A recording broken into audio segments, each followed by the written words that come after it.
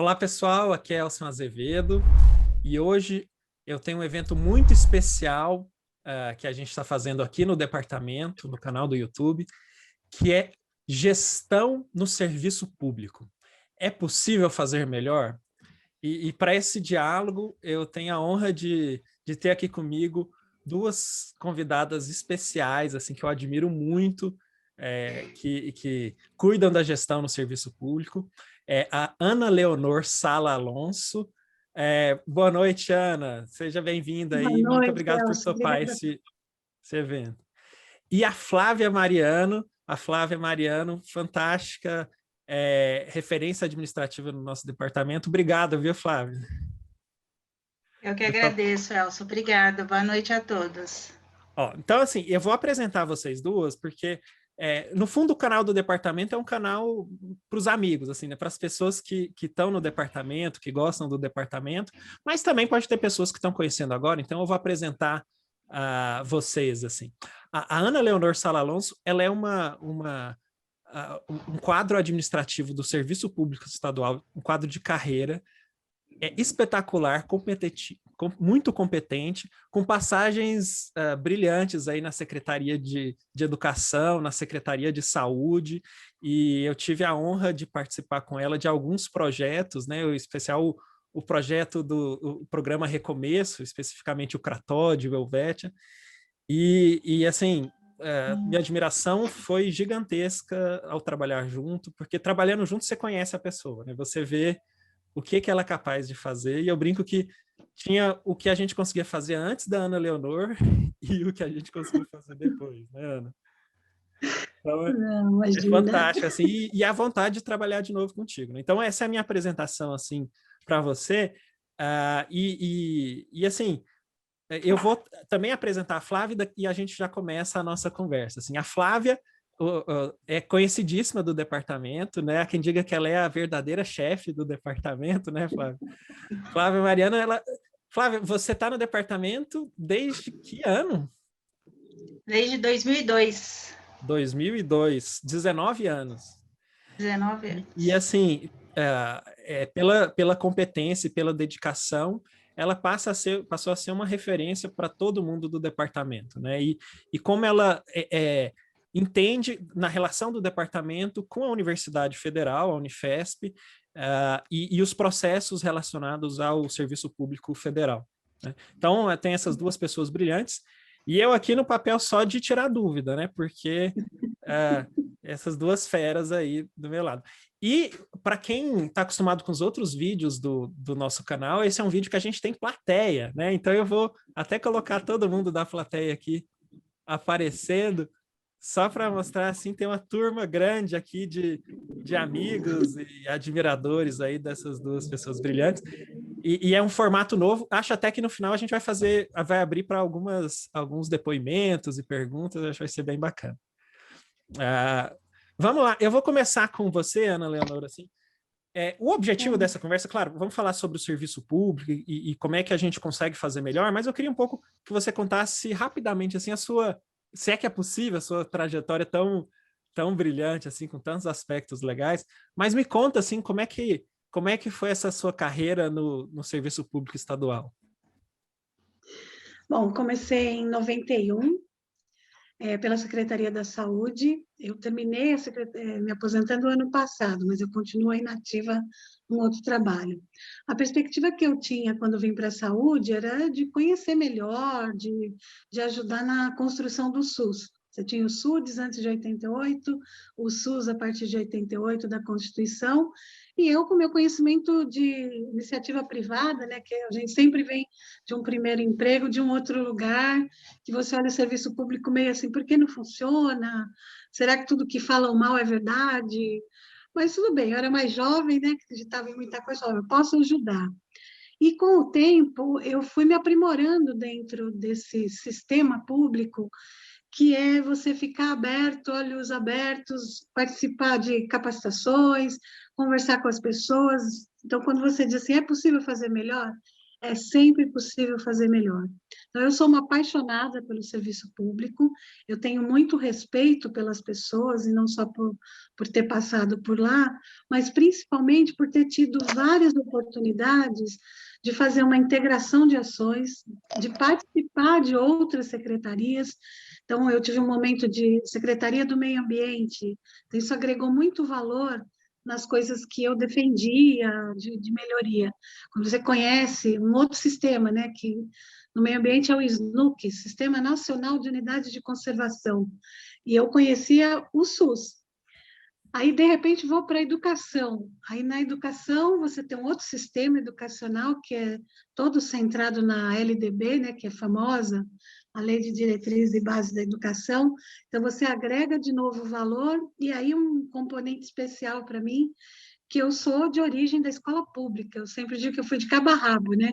Eu, desde o primeiro ano de escola até o colegial antigo, né? Hoje ensino médio. E poder voltar aí do outro lado, né, não como aluna, mas participando de gestão de escola, gestão pedagógica, foi incrível. Tive uma passagem também pela Prefeitura de São Paulo, fui trabalhar com planejamento estratégico, mas na questão do plano diretor, que era uma coisa que eu não conhecia mesmo, né? O que é plano diretor? Para que Tá, serve? tá Que aí uma boa zoneamento? pergunta, viu, Ana? Exatamente. Eu tinha tantas dúvidas, mas o que é isso? Até que você vai vivenciar, então são as oportunidades que eu tive, eu sempre aceitei, eu falo, não dá para a gente ficar parado, e aí você percebe o quanto o seu desconhecimento de um determinado assunto, e você não precisa ser o expert naquilo, mas precisa estar aberto para entender o quanto você pode ajudar. Então, por exemplo, em questão de zoneamento, quando a gente fala o zoneamento da cidade, é ZEU, que a grande bola da vez é discutir essa liberação total de construções próximas às linhas de ônibus, metrô, então está acontecendo um monte de arranha-céus, está cheio de problema. Mas você, quando começa a participar, entende assim, que do lado da minha casa está tudo bem, mas e aquelas pessoas que invadiram áreas? Como é que você faz para fazer gestão sobre isso se a demanda dela é habitacional e a gente não tem resposta? Então, o gestor público, estando aberto, ele é capaz de transitar em várias políticas públicas e somar. E somar significa conversar com o Ministério Público, conversar com o juiz, conversar com as associações de bairro. E isso se deu na minha vida, tanto dentro da saúde, com as políticas focadas. Então, a gente teve a discussão da AIDS. Eu sou do tempo que uma das primeiras compras de camisinha no estado e liberar a seringa para troca, tudo foi uma aberração, porque a ideia era você proteger, né? Então, Uhum. redução de danos, e na verdade, quando você fazia isso naquele momento, você tinha pessoas contrárias dizendo que a gente estava liberando geral. Isso são mais de 30 anos atrás. Então, quanto a gente evolui quando participa? Eu posso ter a minha avaliação particular de um determinado assunto, mas enquanto agente público, eu tenho que seguir uma regra, é a lei, é o decreto, é a portaria, é a resolução. Então, você precisa aprender isso para poder abrir para as pessoas participarem. Então, eu acho que é uma experiência fantástica, eu voltaria 20 vezes. Se me disserem assim, mas é bom o trabalho, eu falo assim, não dá para enriquecer. Você nunca, pensando naquilo que a gente acredita de caráter, né, de responsabilidade. Então, você vai ganhar, não é muito, mas você pode galgar lugares melhores se você vai se aprimorando e tentando construir essa carreira no setor público sempre aberta. Você falou do nosso encontro, né, Elcio? Eu fico lisonjeada toda vez que você fala alguma coisa assim desse nosso trabalho conjunto, foi no recomeço. Eu aprendi muito com você, porque embora eu estivesse trabalhando na secretaria há muitos anos e passei por alguns momentos com o pessoal da psiquiatria, eu não conhecia essa profundamente, né? E acho que até hoje também não conheço essa questão da dependência química. Uhum. Então, você foi um dos caras que me ensinou, e a partir de um lugar que é extremamente complicado, a Cracolândia.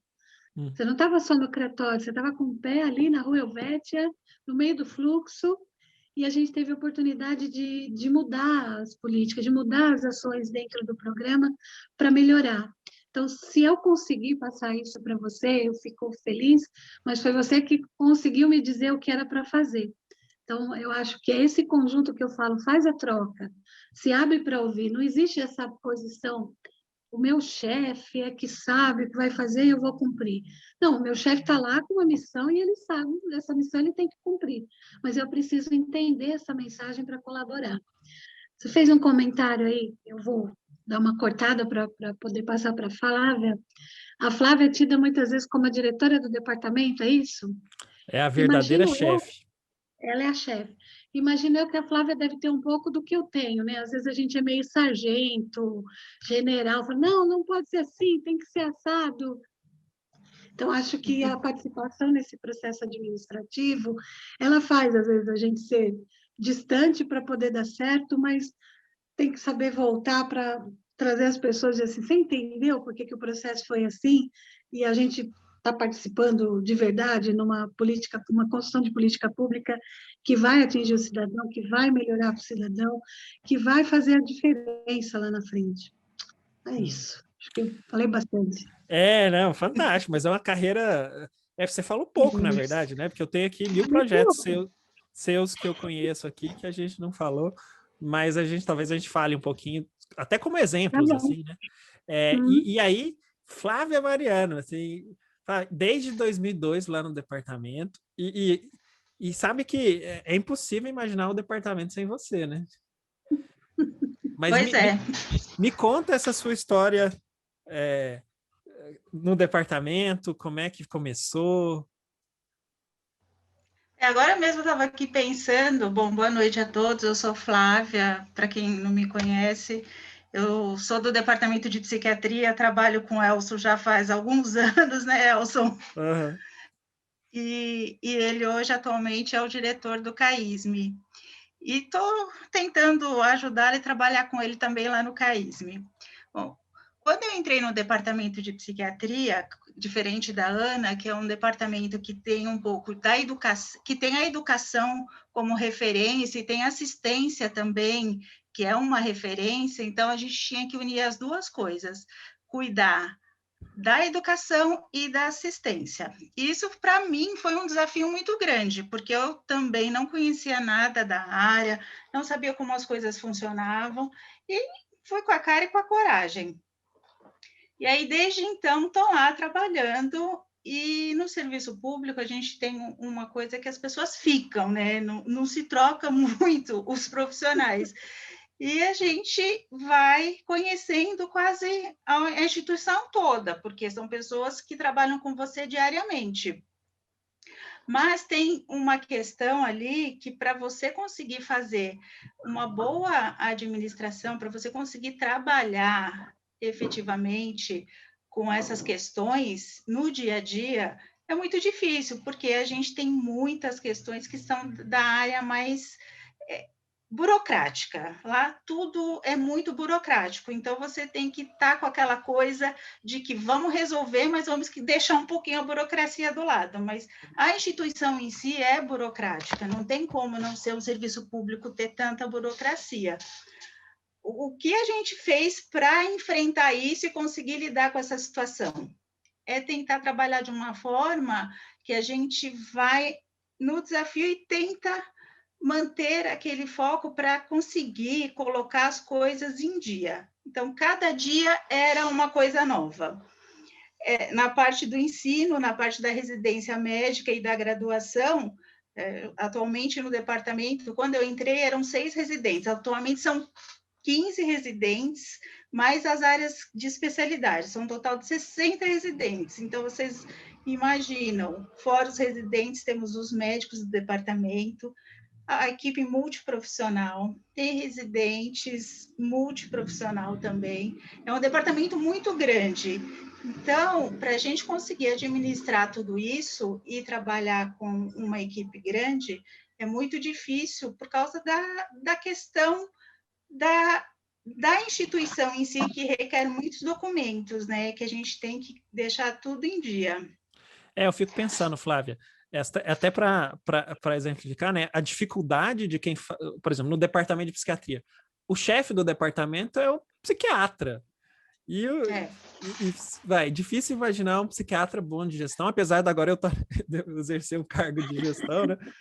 Mas é difícil pensar um psiquiatra bom em gestão. Então, eu imagino que o trabalho administrativo ali, de pensar com a lógica administrativa, de qualidade, fica assim, com a equipe mesmo do quadro administrativo, né? Hoje, na administração da secretaria, lógico que eu não trabalho sozinha, eu tenho outras meninas, as secretárias do departamento também que trabalham comigo, tem a Márcia, a Adriana, a Alexandra, que ajudam muito nisso.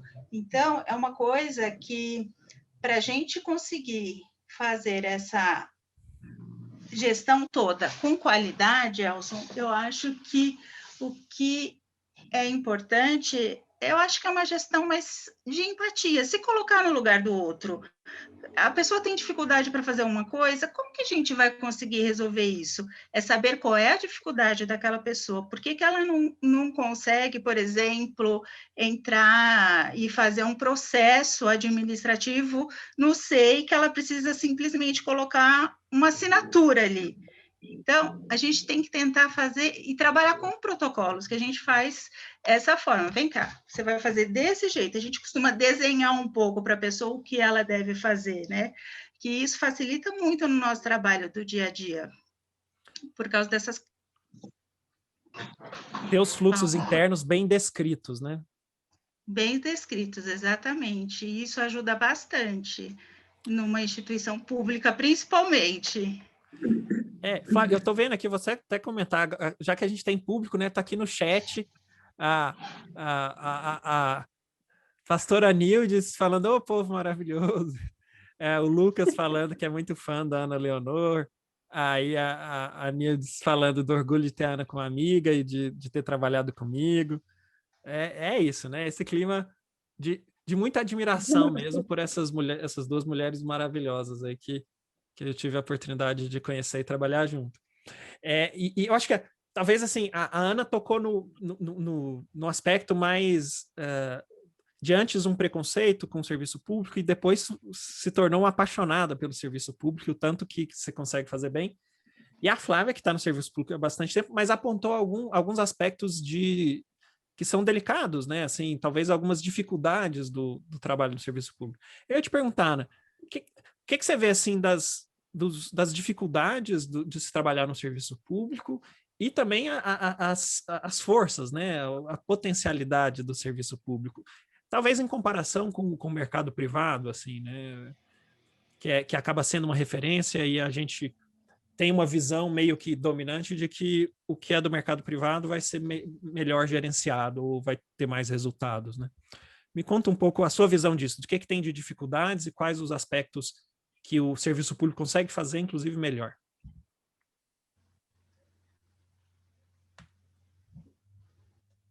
Quem de nós? Ana. Flávia? Ana. Eu? Flávia. Acho que o divisor entre o público e o privado, acho que é a burocracia que a gente tem no público, né? A gente, antes de fazer qualquer coisa, tem que olhar se está na lei, se está no decreto, se pode, porque é o interesse público que prevalece. Quando você está no setor privado, o interesse público ele é individual, é do dono da empresa, são dos sócios da empresa. Agora, o cliente dele é o interesse público dele. E muitas vezes, eu acho que não teve essa formação, né? Você tem muitos negócios que são de família, né? Meu pai sempre fez assim, o meu avô. Então, você repete coisas que vão dar errado ou você mantém coisas para o seu lucro individual. As empresas, na nossa geração mais para cá, é que eu acho que tem começado, e aí vou linkar sempre com regras, né? Com legislação. A Constituição trouxe para a gente algumas coisas de desafio, né? O processo participativo nos conselhos, você ter esse colegiado para decidir política, como vai dividir o dinheiro. Mesmo que numa empresa você tenha lá a reunião da diretoria, que vai dizer onde aplique tudo, ela continua sendo um negócio menor. No público, qualquer coisa que a gente faça pensando nessa divisão, você vai estar afetando a vida de outras pessoas, porque ela pode se tornar a jurisprudência daquele negócio e alguém repetir. E se você errar, ele é um processo repetitivo em vários lugares. Então, a gente não visa o lucro, mas a gente tem que segurar a despesa. A iniciativa privada é o lucro, tirando a despesa. Só que a divisão não é para todos, né? É para alguns. Então, eu acho que a gente tem uma dicotomia aí nesse negócio. Você falou, você explicou bem a coisa da burocracia, e assim, talvez o que eu entendi de você falou assim, a gente tem burocracia porque a gente não pode ficar à mercê da decisão individual de quem está naquele cargo naquele momento. A gente precisa Exato. institucionalmente proteger o dinheiro público, né, que é de todos. Né? Então, a burocracia, o motivo de ser Ela é é para proteger o necessária. dinheiro público. É dinheiro público.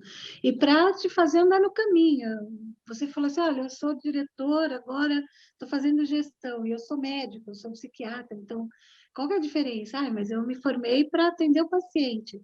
Só que a hora que você é desafiado a ser o gestor daquilo, como é que vai melhorar depende desse seu conhecimento, como é que eu recebo o paciente, como é que eu administro um medicamento, para onde eu encaminho. Você está fazendo gestão de qualquer maneira, você pode não estar no papel, que é o meu, da Flávia, né? Cadê a ficha? Cadê o sistema cross? Cadê aquelas coisas que a gente tem, e que isso é a burocracia, para que todos entrem. Mas você está fazendo gestão. Isso é uma forma de fazer a gestão. Você não precisa necessariamente...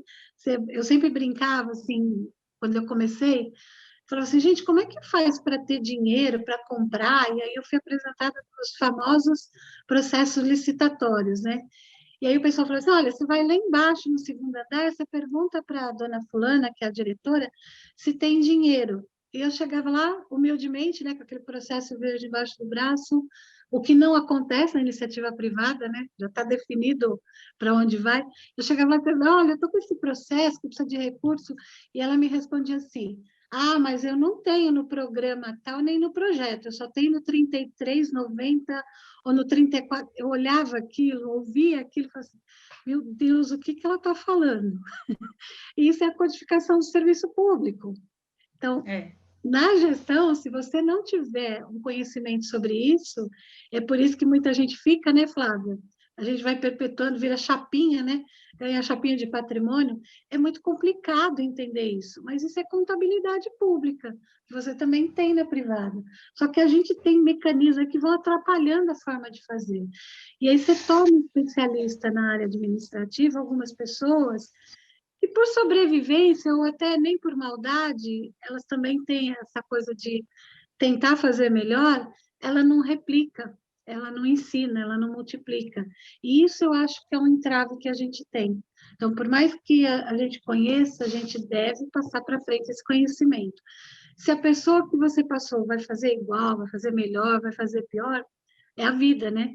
Você ensina os filhos para o bem, mas você pode ter um tropeço aí na vida que não dá muito certo. Então, o princípio está correto, mas o mecanismo de fazer isso, às vezes, atrapalha mesmo, né? Não, e eu assistia você, Ana, navegar assim, na burocracia com uma habilidade, assim, eu acho que isso... Eu amo.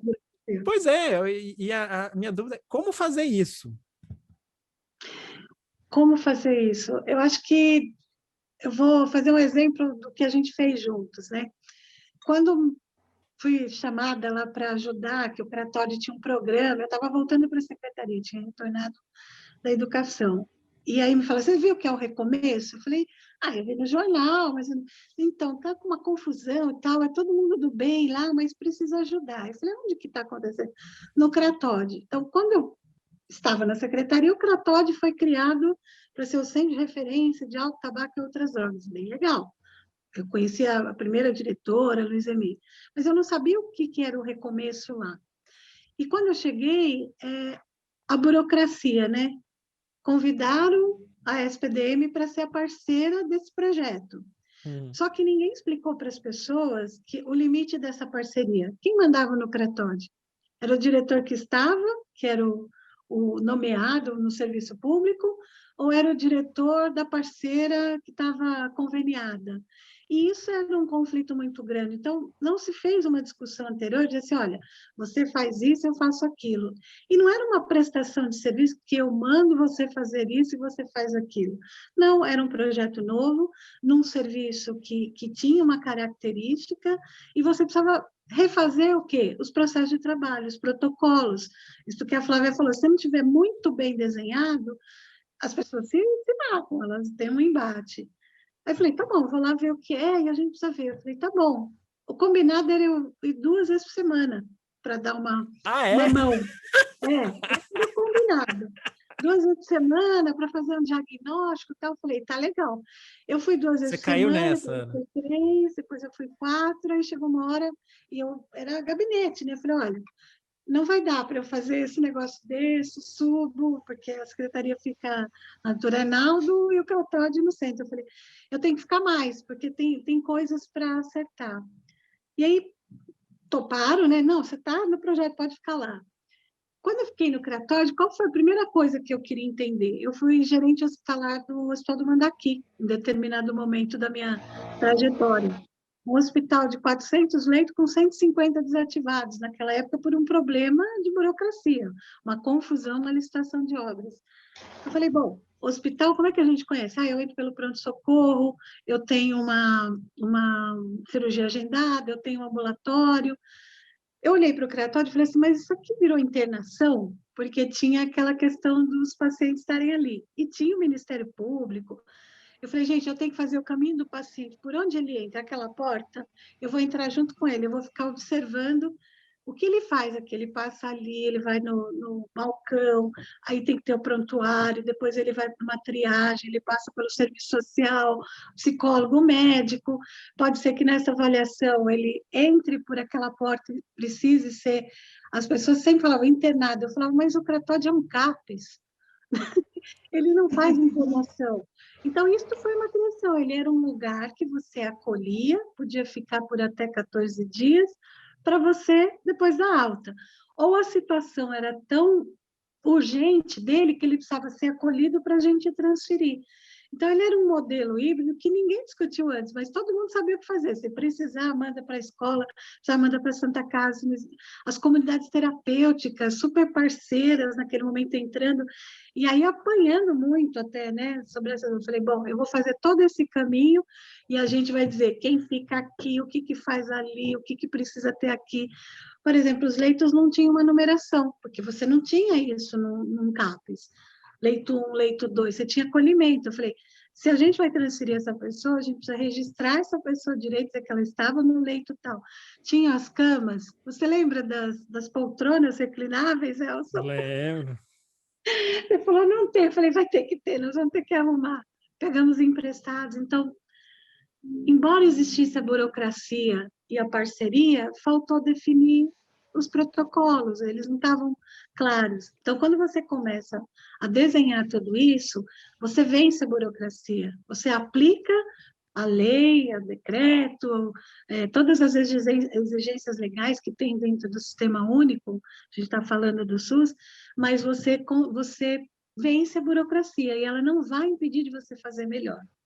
Nós tínhamos como parceiros, dentro do Cratóide, quando eu cheguei, então já era uma premissa do programa, Ministério Público, Defensoria, OAB, o Tribunal de Justiça. Eu falava, mas o que eles fazem? Como é que funciona? Não, é confuso e tal. Eu falei, mas qual é a confusão? E aí a gente vai entender para trás, né? Tinha uma assinatura de um termo, eu não me lembro bem como é que era o nome, mas é quase um termo de cooperação entre Estado e município em relação à Cracolândia. E foi desenhado lá o que cada um tinha que cumprir. E isso era uma provocação do Poder Judiciário, do Ministério Público, daqueles que têm que cuidar para que a gente, do lado de cá do Executivo, cumpra direito. Ele não está lá só para me encher, né, notificar e responda. Ele precisa estar lá para olhar. E aí tinha a ver com a questão da internação, né? Pode ou não pode internar? A lei da reforma psiquiátrica não deixa. Então, imagina, eu não entendia tudo isso. Eu conhecia a burocracia. como é que você admite alguém, como é que você faz a parceria, o que é convênio, como é que empenha, como é que paga, como é que libera, prestação de contas. Eu falei, bom, agora tem que botar toda essa salada neste negócio e a gente vai temperar diferente. E aos poucos você foi trazendo todo mundo, e aí quando eu falo todo mundo, eu tenho um respeito imenso por aquela equipe do Cretod, né? Os médicos, assistentes sociais, as minhas amiguinhas eternas, muita gente fala assim, você é assistente social? Eu falo, não, mas eu queria ser, viu? Porque eu faço esse papel bem.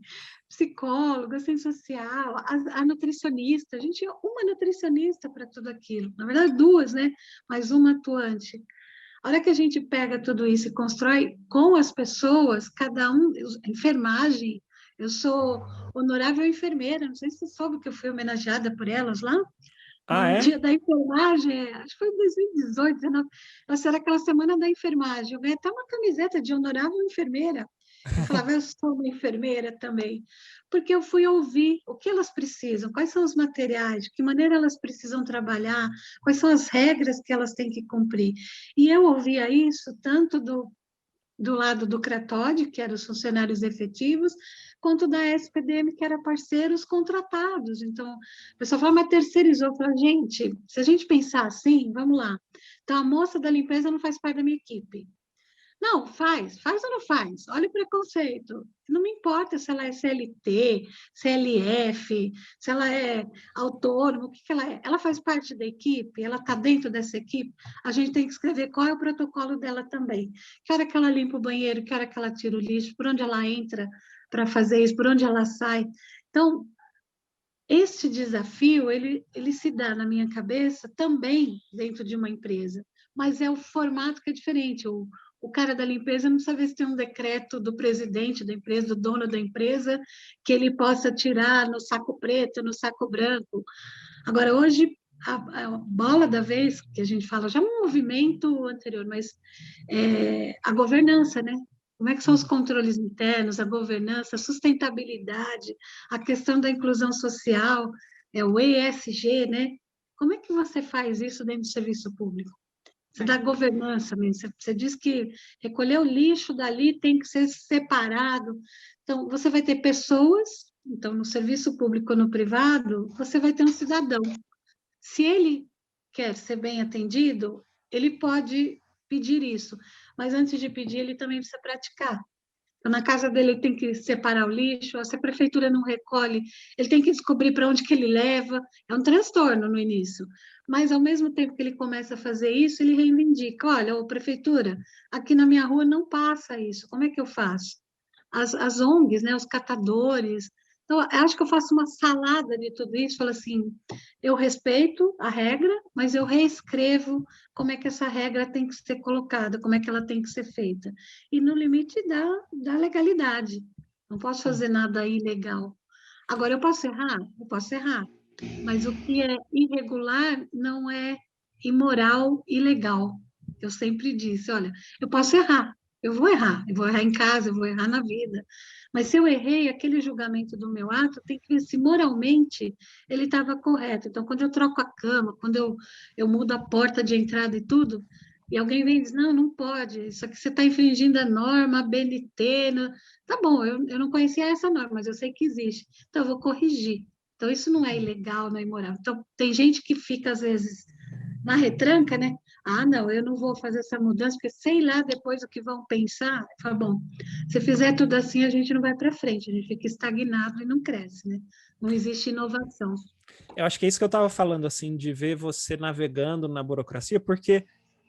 e aí eu fiquei com a impressão, depois de trabalhar com você, que, assim, depois que você... na hora que a burocracia está do seu lado, e isso é uma arte ali, não sei que pode pirlim-pim-pim você jogava lá, que de repente a burocracia estava toda do nosso lado, assim, isso é muito poderoso, na verdade. É muito poderoso, é muito É, poderoso. E as pessoas precisam aprender que a burocracia não é para te maltratar, não é para te fazer. Não, eu vou até falar uma outra coisa. As pessoas às vezes acham que a gente coloca a burocracia pela má fama do serviço público, né? Porque tem alguma coisa por trás disso. Alguém está ganhando dinheiro por conta desse negócio que estão dizendo que agora precisa cumprir. A gente precisa se desarmar um pouco. Não é assim, não são... Eu tenho muita raiva mesmo de ouvir assim, serviço público é tudo incompetente, o pessoal faz tudo errado mesmo, eles nunca... Espera um pouquinho, eu sou parte dessa população, eu também faço esse atendimento. Eu não sei se você lembra das minhas embolias, né? Tive 3. Na hora de tomar a vacina, agora eu teria que tomar qualquer uma, porque eu tinha que me vacinar. Eu sou do grupo de risco aí. Mas eu fui em 4 unidades de saúde para tentar tomar a da Pfizer, que não era da AstraZeneca, que tem um indicador de risco da embolia e tudo. Se eu não tivesse feito isso sozinha, né? Assim, eu vou em uma unidade, não tem, final outro, final outro, final outro. Eu não podia sair por aí dizendo, é uma porcaria essas UBS que eu fui. Nossa, aquela UBS é horrorosa, não tem nada. Nem fiquei lá na fila, não tinha nada. É muito comum o brasileiro fazer isso. A gente é muito imediatista, né? Eu quero agora e desse jeito. Não é pizza. Me dá uma pizza de mussarela. Para fazer a pizza de mussarela, precisa de farinha, precisa de azeite, precisa de sal, precisa do forno para assar, né? Então, a gente precisa navegar na burocracia conhecendo, não fazer da burocracia uma barreira para você fazer melhor. Ela não é uma barreira. Ela não te impede de fazer as coisas. Você tem que trazer o problema e dizer assim, vamos checar como é que faz isso. E ela vira uma grande aliada, que você falou. Ela vira uma grande aliada e você faz com lisura, né? Sim. Não, e até deixa eu voltar aqui para os chats, o fã-clube da Ana Leonor aqui. Meu fã-clube está aí. Eu fiquei com medo de apanhar. Eu falei, gente, tem que assistir e falar que eu sou do bem. Olha só. A Sandra, nossa, a Sandra, a gente fez um vídeo fantástico aí do Dia Mundial Sem Tabaco. Ficou muito legal. A Sandra é outra pessoa grande brilhante aí no setor público. Muito apaixonada. Acho que ela até mais do que eu.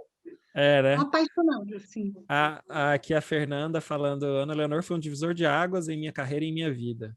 A Ângela Fiorin, parabéns, Ana, você é incrível, não preciso dizer o quanto te admiro. A Rejane Gomes, muito feliz por ter trabalhado com a Ana, agradeço que hoje ser minha amiga, sempre me incentivou muito, parabéns, um lindo trabalho. Daí a Sandra está aqui mandando ver nas opiniões, né? As participações público-privados poderiam melhor... É uma pergunta, então vou guardar, daqui a pouco a gente faz essa pergunta. O Clodoaldo, satisfação de escutar, Ana. E a Sandra, nenhum trabalho sobrevive sem protocolos.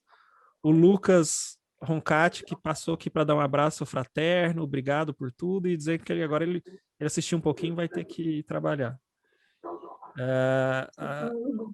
A Márcia Gouveia, precisamos de você em Ferraz de Vasconcelos, da Secretaria Municipal de Saúde. Marilene... A Márcia social do Cratode, ela mora em Ferraz, ela trabalha numa outra unidade, e tem muitas dificuldades, às vezes ela me liga, Ana, não vou te atrapalhar, fala, manda, Márcia, vamos fazer Ferraz melhorar, manda que eu te ajudo. Super a Marilene Butch valoriza muito a amizade com a Ana, super parceira nos projetos e nas viagens, nos conhecemos em 99, na sua passagem pela Secretaria do Meio Ambiente. Isso. E, não... Muito legal, muito legal. Esse projeto Resgatando Vidas, Restaurando o Bioma, foi uma parceria que a gente fez com o Instituto Florestal, que o Luiz Alberto Butti é o diretor, ele é marido da Marilene, super meu amigo. A gente faz aniversário no mesmo dia, inclusive, 2 virginianos.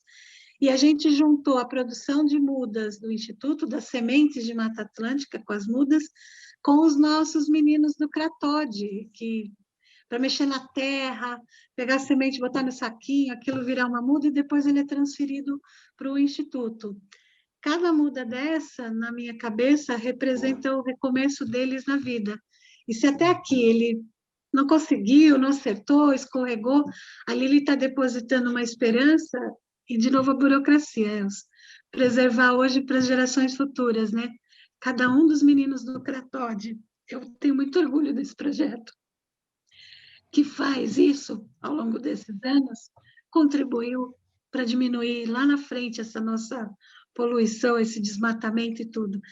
E eles ficam sensibilizados. É muito gostoso vê-los entrar ali, acompanhado pela equipe da CIDA, psicólogos e tudo, e depois ir até o Instituto Florestal, deixar a muda no viveiro, ter um café. Pena que a pandemia escorregou, mas É muito legal, ele continua firme lá. Vou te mandar Não, umas fotos. projeto lindo, Ana. Resgatando vidas e restaurando o bioma. É isso Fantástico, aí. né? E É além de isso ter aí. um impacto prático, né? É simbolicamente lindo, né? É lindo, é maravilhoso. É. É tudo da nossa cabeça. Hein? Vamos fazer um negócio junto? O que que tem aí? Tem a muda. Ai, não tem saquinho. Suzy, você compra o saquinho? Onde pega a terra? Quem vai ajudar? O seu Messias é um funcionário do Cretode antigo. Ele é um jardineiro de mão cheia, ele é um plantador. Ele é praticamente o coordenador também do projeto. Deu Uhum. muita força para a gente. Não, muito legal, Ana. E aí, assim, eu vou Uhum. passar a bola para a Flávia. Flávia, me fala, assim, essa sua visão. Você falou um pouco da burocracia e tudo. E eu vejo, tem o desafio de estar no... tem a Unifesp, né, a universidade, e você trabalhando no departamento, né? E tem essa dificuldade da interação com, com a hierarquia, né, com os serviços que você vai solicitar de outros setores. Me fala essa sua visão, como é que você foi navegando essa burocracia? E eu digo isso porque eu vejo em vocês duas, assim, essa habilidade de produzir e alcançar resultado com a burocracia, né? E digamos, apesar da burocracia, mas ao mesmo tempo conseguir fazer disso um trabalho muito produtivo. Qual que é o macete, Flávia? Me conta, assim. Bom, queria falar para a Ana que eu também já virei fã dela, viu, Elson? Pela Né? história aí que ela já contou, eu já sou uma fã da Ana também. Gostaria muito de trabalhar com você, Ana. Pode deixar que o Elcio tá costurando. Deixa passar a pandemia, tomar a segunda dose. Vamos lá. Eu acho que tem muitas coisas que a Ana colocou muito bem e explicou, foram explicações ótimas até. Eu acho que a dificuldade que a gente tem é justamente isso, é o público e o privado junto. Então, você tem que trabalhar com as duas coisas juntas, você tem que ter habilidade para isso e fazer com que isso funcione, na verdade, né? Você não pode falar, porque ele é, que nem a Ana disse, CLT, ele vai ficar só do lado de lá e quem é servidor público fica só do lado de cá. Não, a gente tem que integrar e trabalhar todo mundo junto. E isso é muito difícil, não é fácil. E aos poucos você tem que lidar com situações burocráticas, porque vem a questão do privado que não quer fazer para o público e o público que não quer fazer para o privado. E trabalhar dessa forma fica muito preso, você não consegue fazer com que as coisas caminhem, que flua o serviço, né? O que eu tento fazer para que isso funcione e que vá para frente?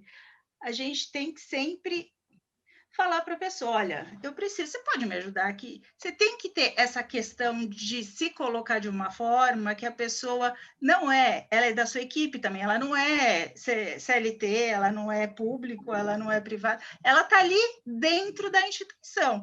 E isso tem ajudado bastante, porque a gente consegue fazer com que as pessoas se sintam da equipe do departamento. Eu estou aqui falando, mas eu também não sou servidora pública, eu sou CLT. E eu visto a camisa da instituição, eu trabalho para a instituição, independente dela ser CLT, dela ser pública, não importa, privada. O meu contrato é independente disso. E é muito difícil, viu, Ana, a gente conseguir lidar com essas questões todas dentro de uma instituição que tem os dois serviços, o público e o privado. Flávio, e talvez o que você falou aí, que eu acho que é fundamental, é isso que você chamou de vestir a camisa, né? Mas identificar a razão de ser da instituição e o que é mais relevante para atingir o objetivo da instituição, né? Obviamente, quando você olha por esse prisma, eu ser contratado assim, assado, é menos relevante, né? Então, acho que esse é um ponto fundamental. E aí a minha dúvida é como é que é possível, falando das críticas ao serviço público, né? Assim, que quem está no serviço público se acomoda. Né? Eu lembro um comentário assim meio venenoso com relação aos servidores públicos, que é assim, servidor público, igual aquele tipo de...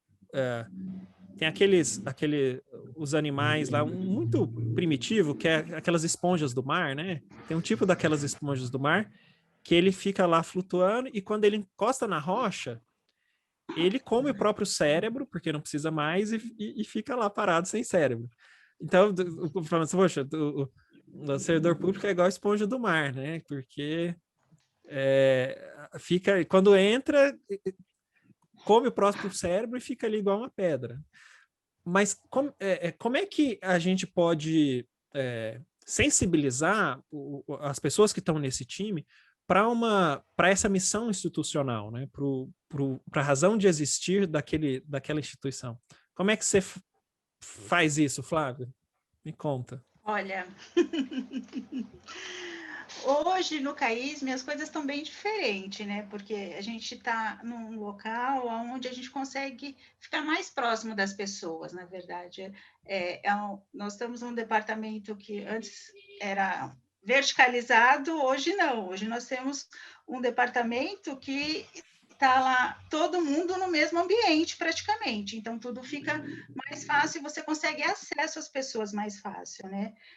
Quando a gente estava na Borges Lagoa, que era um prédio de 10 andares, às vezes tinham pessoas que entravam no prédio para trabalhar e saíam e você nem sabia que aquela pessoa esteve ali, porque você não tinha esse contato. Hoje não, você sabe as pessoas que vão, que chegam, que entram, o que a pessoa, se ela precisa de alguma coisa, ela vai conversar com você. Então, tudo isso ajuda no seu contato do dia a dia com as pessoas, que isso é uma questão muito importante.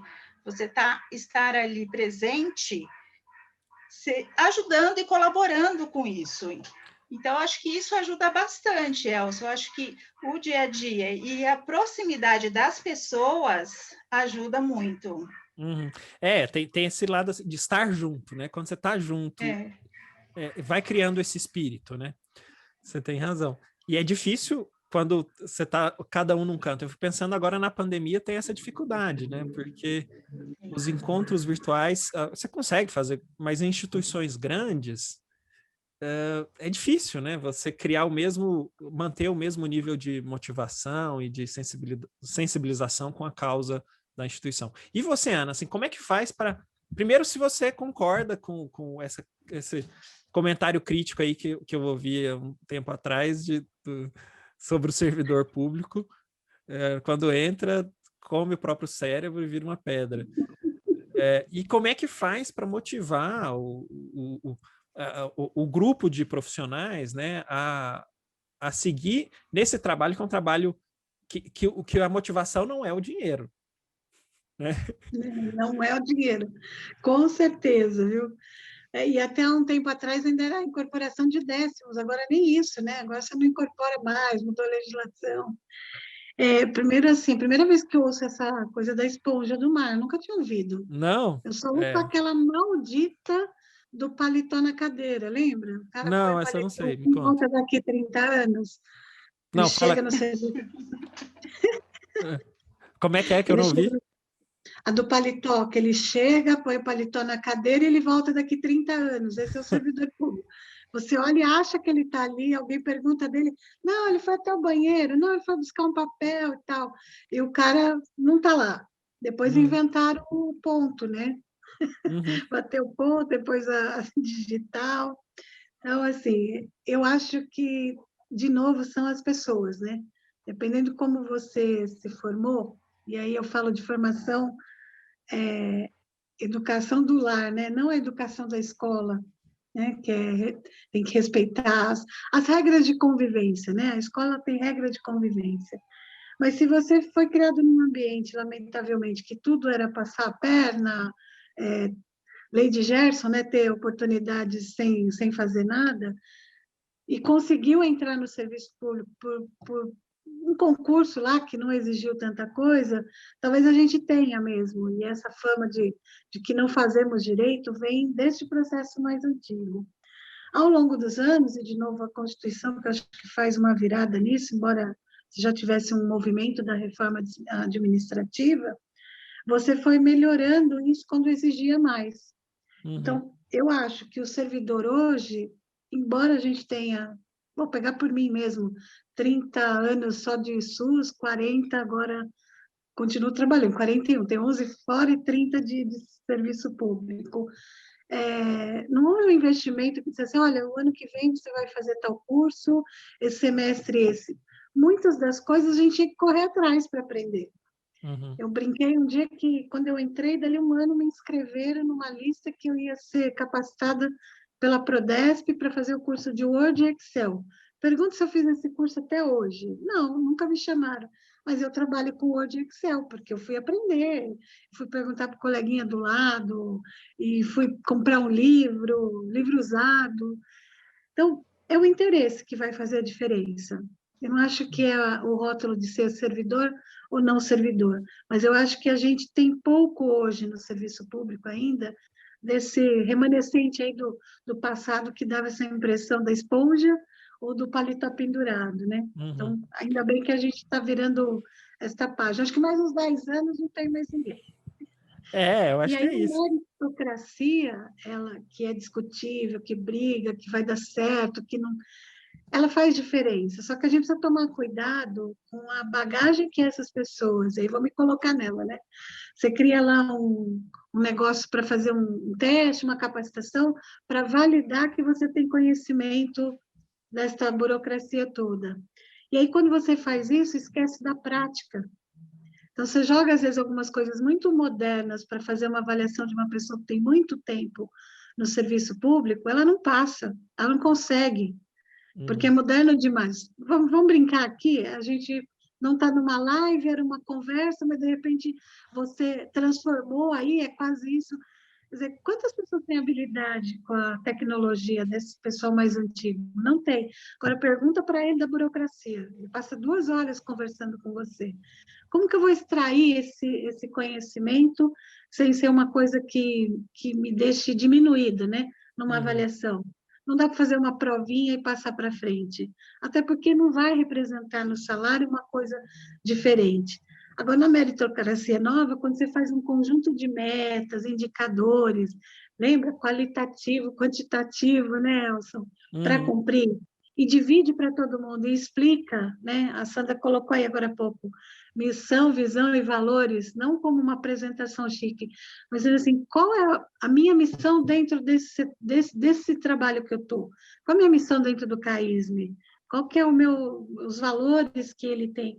Se eu souber perguntar isso, e isso depende do estímulo de quem faz a gestão, se o gestor chamar para conversar, para discutir que desenho é esse que você acha que a gente tem que fazer aqui, você vai ganhar essas pessoas, independente do vínculo que ela tenha, se é concursado, se é contratado. Então, isso faz a diferença. Eu acho que, de novo, a gente fala de burocracia, gestão, mas fala de respeito e inclusão, né? Respeito inclui a pessoa para que ela entenda como fazer, e não o contrário, determine o que é para fazer e vê se ela se inclui. Né? Não inverte a lógica que não vai dar certo. O Clodoaldo, que está aí, foi meu parceiro quando eu fui do Conselho Estadual da Pessoa com Deficiência. Foi um grande amigo meu e me iniciou nessa questão dos conselhos. Eu fui presidente do CONSEAS, que era o Conselho Estadual da Assistência Social, né, na época do Clodoaldo. Eu fui representar a Secretaria da Saúde, tinha uma cadeira, né, um assento lá, e aí, nesse meu jeitinho que fica perguntando tudo, o Clodoaldo me enrolou e eu acabei virando presidente, da vice-presidente, secretária. Uau, ele está dizendo, você tem uma caminhada na defesa dos direitos da pessoa com deficiência. Eu vou até esquecendo, tá vendo? Estou ficando velhinha. Eu esqueço das minhas trajetórias, tão bonita essa passagem também. Ah, não, olha só, tem muitas mensagens aqui. E aí eu vou numa pergunta da Márcia Gouveia. Ana, fale um pouco sobre os princípios éticos da gestão pública na saúde, onde há parceria com o privado, as OSs, e o papel do conselho gestor no controle social. Isso é mega importante. Lembra que eu falei da Constituição Cidadã, 88, né? O nosso saudoso Ulisses Guimarães, que falava, né? Promulgar a Constituição Cidadã. existe uma questão ali dos conselhos participativos. Então, você criou conselho para tudo quanto era lado. Para quê? Para você ter alguém ajudando a fazer a construção dessa... Passar limpo, né, a política antiga e fazer a política nova. Mas pactuando o que se vai fazer. Quando eu falei do Conselhos, por exemplo, nós éramos 24 conselheiros. Você tinha uma parte do poder público, uma parte da sociedade civil, e a gente tinha universidade também. Então, quando você colocava cada um desses representantes, você tinha um representante que era do morador de rua, outro representante que era do serviço social. Como é que você coloca essas pessoas todas para discutir essa política? E para decidir o que vai fazer, para decidir para onde vai o recurso, né? Como é que partilha esse recurso? Se você perguntasse para o representante que era dos moradores de rua, obviamente ele ia defender para lá, e ele estava certo. Se perguntasse para quem era da parte dos deficientes, ele ia dizer isso. Da criança e do adolescente, ia dizer que era com eles. Então, a parceria que o Estado se propôs, junto com as OS, eu acho que ela não esqueceu que tinha que ter o Conselho Gestor, porque ele está lá, ele existe, ele tem que ser praticado. O que eu acho que acontece é que houve uma coisa aí que fica no meio do caminho, é que às vezes eu pego aquele serviço do inteiro para o meu parceiro da OS, e ficam algumas pessoas do serviço público dentro dessa nova gestão, mas sem a função mais de participar, de discutir. E aí você tem um outro conselho que vai decidir o que é aquilo. Então, acho que o erro, não vou dizer nem um erro proposital, mas assim, se pensou mesmo na ideia de ter o controle social, mas ele acabou sendo um controle que fica mais do parceiro do que do outro lado. E aí é por uma omissão da gente, às vezes, não é nem por...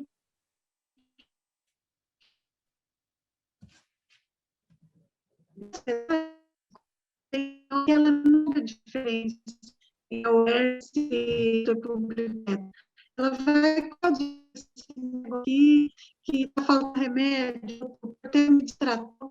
É o menos importante ver, por convênio, a polícia se atende, ela quer resultado. Então, os conselhos hoje, e aí, por isso que eu falei do serviço público,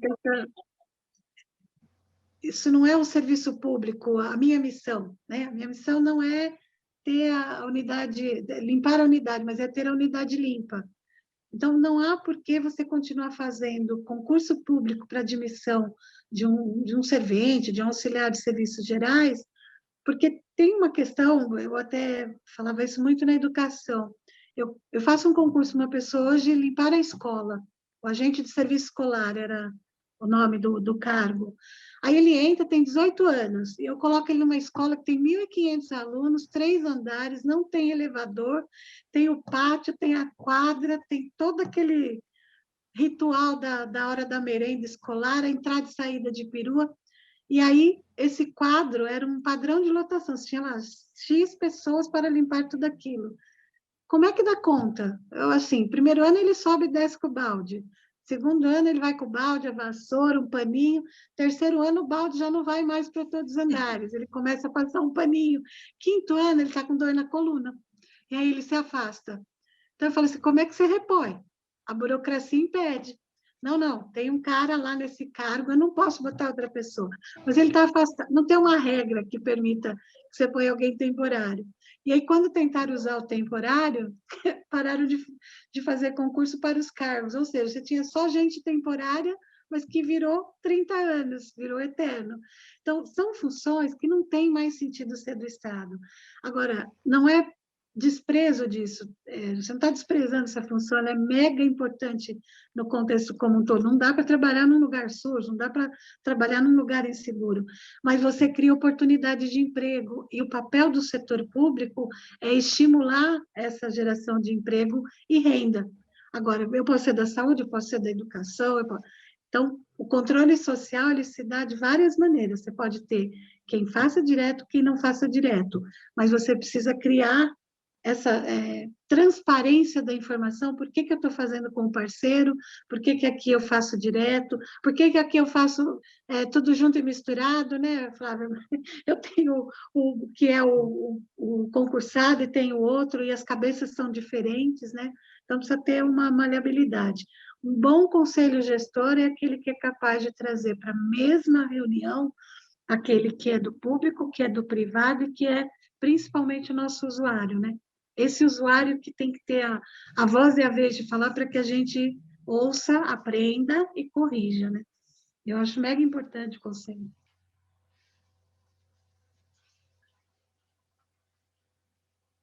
Cadê nosso amigo Elson? Tá sem som, Elson. Ah, desculpa, gente.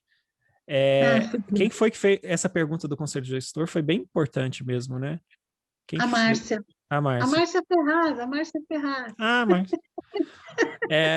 E aí, a Sandra tá me dando bronca aqui, e não esquece minha pergunta, que é a pergunta do... Cadê? As participações público-privadas poderão... como é que você vê a questão da parceria público-privada na esfera governamental e as atividades de advocacy? Se elas podem ser realizadas a nível governamental com comprometimento e transparência. Ela que é uma liderança em advocacy, né? Então, ela fez essa pergunta para a gente falar que ela que sabe, viu? Ela é danada. Não, até brinquei com ela me mandou uma vez, falou, entra aí. Eu falei, Sandra, mas eu não sei se eu faço isso. Como você não faz isso? Eu falei, vocês ficam botando esses nomes aí em inglês e tal, a gente não vai aprendendo. Eu sou geração antiga, vamos lá. Olha, eu acho as PPPs a mesma questão das UES. Se a gente tomar cuidado como desenha, como é que vai ser essa parceria público-privada, ela é um sucesso. Agora, se eu achar que eu estou me livrando do problema público, não, vamos fazer uma parceria com esse negócio aqui, porque a gente não consegue mesmo administrar, o Tribunal de Contas está atrás da gente, está dizendo que está errado, nunca tem dinheiro, e aí faz lá um desenho de parceria público-privada, passa para o outro e acha que foi um sucesso. A gente tem desastres também, né? Uhum. Então, não dá para você jogar dessa maneira. Agora, é um instrumento novo, não novo, né? Não é uma coisa... É que no Brasil, tudo que você começa a engrenar tem essa coisa da discussão e ela se prolonga tanto quando você vê e fala assim, nossa, gente, uma parceria público-privada é velho, um negócio velho. Então, ainda estão discutindo isso, é bom, vamos fazer. Aquela coisa da terceirização, por exemplo. Era um horror quando você falava que ia terceirizar alguma coisa. Então, é um modelo que é diferente, mas ele vai dar certo, acho que ele é positivo, desde que quem traz a proposta de ser parceiro, traz lá o projeto, o outro lado aqui saiba ler. Porque eu recebi, na minha trajetória, 2 propostas de parceria público-privada. Uma pela saúde e uma pela educação. Um desastre o projeto. Né? E aí, do jeito que veio, assim, porque é um desastre, porque ele não conhecia o setor público. Era um negócio. Era um negócio, e no negócio ele pulou etapas. Eu falei, mas o cara está interessado, são poucos que querem fazer isso, então vamos ajudar.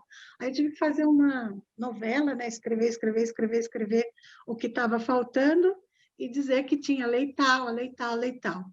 No primeiro momento que isso foi embora, me chamaram assim, e um deles, o outro nem voltou mais, porque acho que não entendeu mesmo.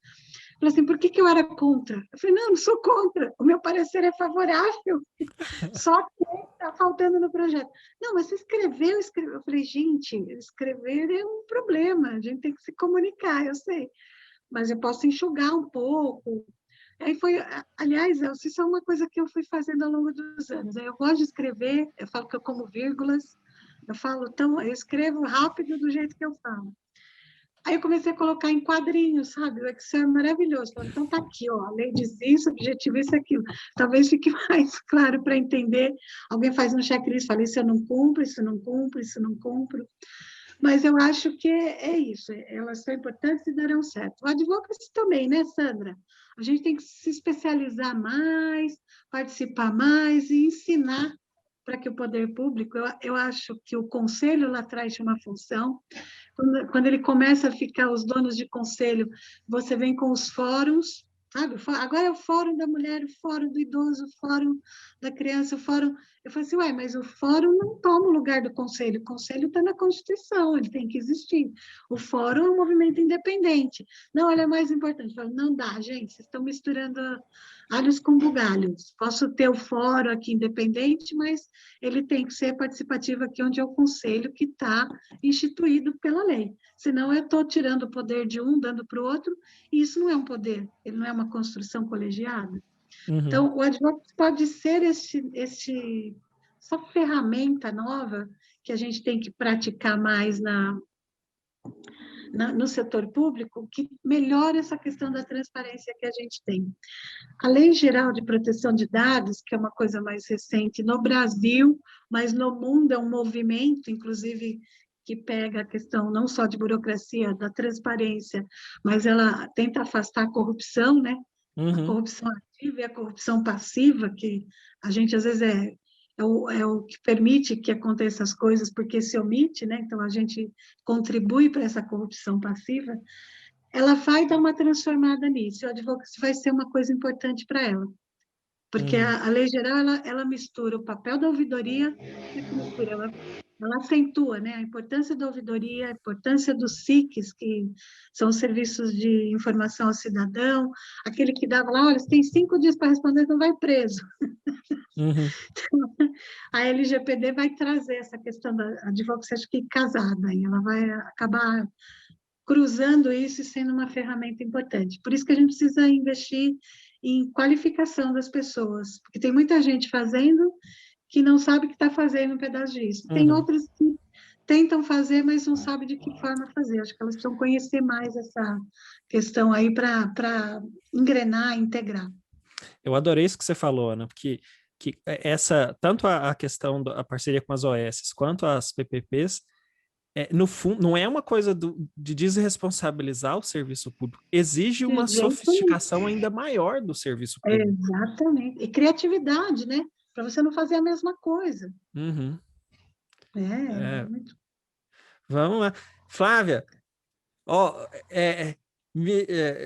me ajuda aqui que eu estou começando a ficar sem entender o que a Ana está falando aqui, está indo além das minhas habilidades. Olha só, acho que você fez uma pegadinha comigo, olha só, você trouxe uma pessoa mega experiente e eu aqui, olha, só me aproveitando do que ela está falando, porque está sendo super útil para mim. Acho que, inclusive, a gente precisa mudar isso, a gente pode deixar eu como a fã da Ana também aqui na reunião. Ele não me deu limite. E aí a Ana toca essa reunião sozinha, Ana. Não, olha só. Olha, deixa eu dizer, Flávia, assim, porque de verdade, vocês são dois quadros administrativos que eu admiro, assim, demais. Porque é diferente quando tem alguém que sabe, parece que potencializa as coisas, né? Quando um administrador bom, assim, ele potencializa, não é no nível de soma, não, é potência, assim, o 2 com 2 dá, sei lá, 300. E eu acho que vocês duas têm isso, assim, de conseguir fomentar e produzir muito mais do que se imagina no serviço público, né? E eu acho que de verdade para a gente falar assim que é possível fazer um serviço público de qualidade, não precisa ser nos mesmos moldes, não precisa ser atrasado, não, tem espaço para inovação e criatividade, eu vejo isso muito no trabalho de vocês duas, e eu acho que essa nossa conversa é mesmo uma conversa de homenagem para vocês duas, duas mulheres brilhantes, dedicadas, competentes. Assim, o departamento, e a Ana ainda já foi um pouquinho do departamento, mas ainda vai ser mais no futuro, mas a gente tem orgulho de ter, o departamento tem orgulho de ter essa relação com vocês duas. A Flávia, há 20 anos aí, sendo um pilar do departamento, e a Ana, que por um tempo foi, não sei como é que tá, se ainda é aluna, se não é, do mestrado, teve um tempo lá nas aulas, e eu acho que a gente tem muito a ganhar assim, com tudo isso que vocês puderam falar, né? A gente está no horário, né? Porque agora já mais de 1 hora de vídeo. Nossa, falo demais. Não, adorei a conversa, gente, adorei. Muita gente. O Jackson que está aqui é o Jackson assistente social, será? O Jackson assistente social. Oh, Meu assistente social. Beleza, muito bom.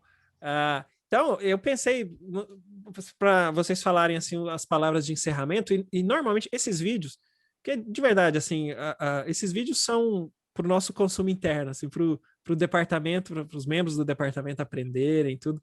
Sei lá, talvez vocês poderiam falar de uma mensagem assim para o pessoal do departamento, os jovens ali, os nossos alunos residentes. Ana, você que é a convidada externa, digamos assim, por favor, que mensagem que você Olha, deixa aí para o pessoal do quando você me departamento? chamou, eu fiquei imaginando que era exatamente esse o propósito, a gente falar dessa burocracia de gestão e tudo, para estimular os nossos alunos, residentes. Eu estou aí ainda meio, né, naquela pós meio para frente, para trás, mestrado, ainda vou fazer, Elson, vou Uhum. terminar isso, você vai ser meu orientador, hein? Eu diria para eles nunca perderem, uma coisa que eu falo sempre, falava para as minhas filhas, falava para os jovens com quem eu trabalhei em Perus, nos projetos sociais, a gente nunca pode perder a capacidade de sonhar. E quando você sonha que qualquer coisa, eu vou emagrecer, eu vou me exercitar, eu vou trabalhar só um período, não, eu vou viajar, eu estou sonhando, em qualquer coisa eu estou sonhando. Na responsabilidade de assumir, seja pela forma direta, indireta, o parceiro, o contratado, concedido, terceirizado, qualquer que seja ela, a gente não pode perder a capacidade de sonhar que vai fazer melhor. Eu recebo a missão, vou pegar o Jackson, de estar na porta todos os dias às 7 da manhã para acolher a demanda que vai chegar. Eu tenho que ter a capacidade de sonhar que hoje deu um problema, mas amanhã vai ser melhor. E aí eu recebo melhor essa pessoa, eu mudo o meu jeito de receber, porque eu aprendi no dia de ontem que aquele jeito que eu fiz não deu muito certo. Então, eu recomendaria para os meninos, para as meninas, para todo o pessoal da Unifesp, do departamento, não perca essa capacidade de achar que você pode fazer mais. Uhum. E colhe isso numa perspectiva de sonho mesmo. Vá sonhando que é melhor, que eu posso fazer mais. Não fique parado naquilo que te deram hoje. Explore, né? Se desafie a fazer diferente, porque isso é que vai fazer a diferença no teu trabalho lá no final e que vai dar maior satisfação também para as pessoas que chegam e precisam ser atendidas, né? Que no final, na saúde, a gente tem que ter escuta qualificada, tratamento ambulatorial hospitalar de respeito, né? E preparar essa pessoa que eu atendi para uma reinserção social, em qualquer que seja a necessidade dela. Se ele for uma pessoa com deficiência, se ele for um dependente químico, se ele for um paciente de câncer, se ele for uma mãe que veio dar à luz e estava lá com uma pressão alta. Então, é para essas pessoas que a gente tem que ter a capacidade de sonhar e fazer melhor. Esse é o meu recado de coração. Muito bom, Ana. Fantástico. Flavinha, você que é a mãezona do departamento aí, me conta, o que você pode falar assim para o pessoal, para as pessoas, especialmente os jovens, né? Os nossos residentes que estão no primeiro ano, os alunos da graduação, os alunos que estão entrando agora no mestrado e doutorado, estão conhecendo o departamento. Que mensagem que você deixa aí para as pessoas? Eu acho que o que eu falaria para eles é que eu falo para eles, e o que eu acho que é o meu objetivo de vida também, é você ter a sua essência, você ser você, independente de qualquer coisa. Você trabalhando de uma forma que você consiga se representar, você consegue representar o outro também. Uhum. Então, ele sendo ele mesmo, ele consegue passar um afeto, um bom atendimento, ele consegue fazer tudo melhor. Então, a partir do momento que você seja você, as coisas mudam e melhoram. Muito bom, adorei, gente. Nossa, e eu vou colocar aqui quem tiver ainda os sobreviventes aí nessa sexta, vou colocar todo mundo na tela aqui para a gente se despedir. Pessoal, nossa, muito obrigado pela participação, adorei. Muitas das pessoas que são são amigos também, né? É uma honra aí ter vocês participando. Dessa que assim, a gente está falando de assuntos super importantes, relevantes, mas também homenageando a Ana Leonor, a Flávia, que são, para mim, um grande exemplo de trabalho, de profissionalismo, de humanidade no serviço público. Tá? Então, um grande abraço para você. Você quer falar alguma coisa, Ana? Desculpa. Eu queria te agradecer, dizer que a gente está junto para várias coisas e sempre que precisar, estamos disponíveis, tá bom? Gente, muito obrigado. Um beijão para todos. Boa noite. A gente se encontra aí em um próximo vídeo. Tchau, tchau.